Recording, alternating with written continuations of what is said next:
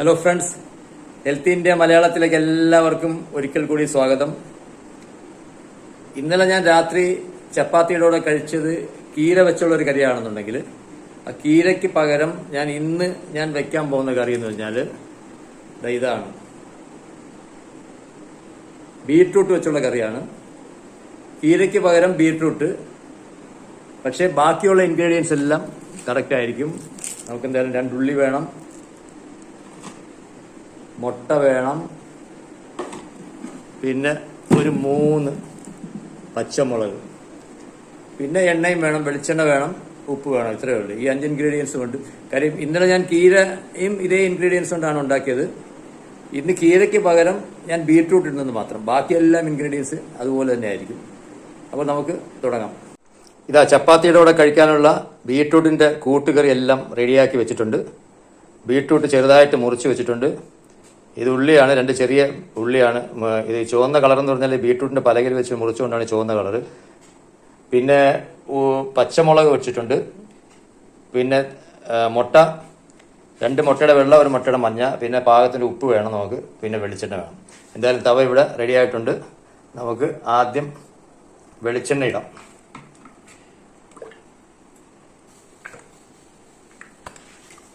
അതിനുശേഷം നമുക്ക് ഉള്ളി ഇടാം.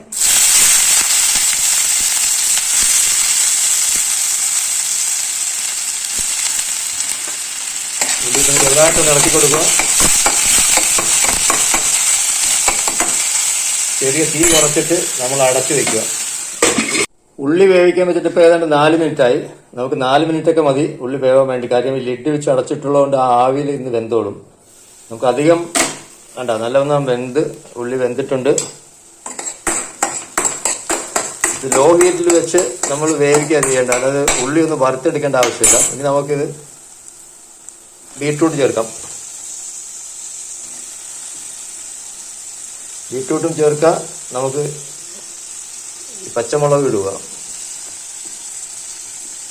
ബീട്രൂട്ട് പച്ചമുളക് ഇട്ടിട്ട് നല്ലവണ്ണം ഇളക്കണം.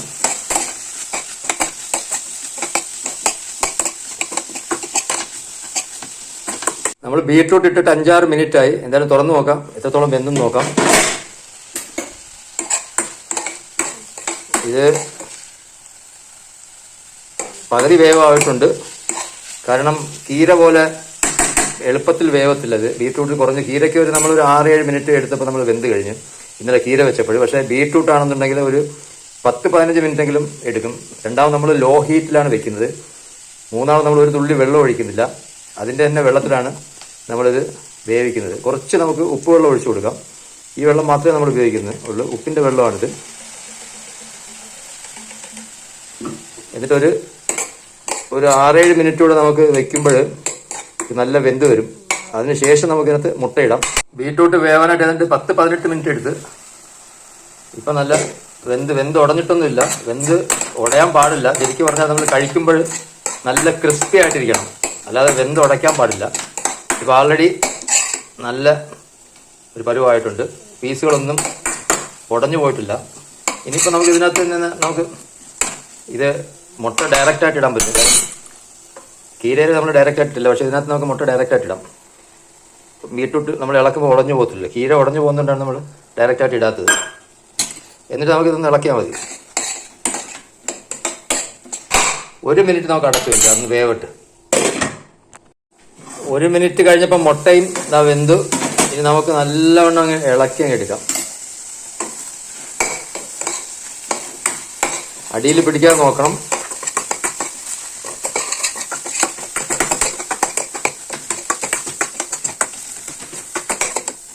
റെഡിയായി.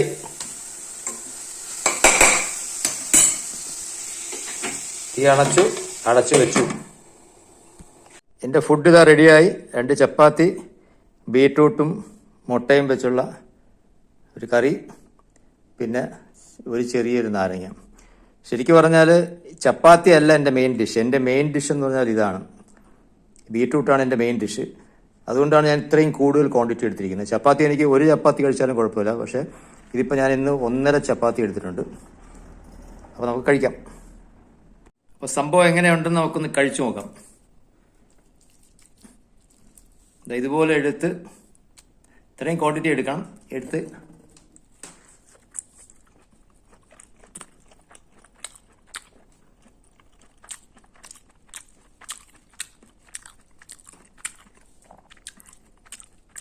നല്ല വെണ്ണ പോലെ അലിഞ്ഞു പോകുന്നു, വെണ്ണ പോലെ അലിഞ്ഞു പോകുന്നു.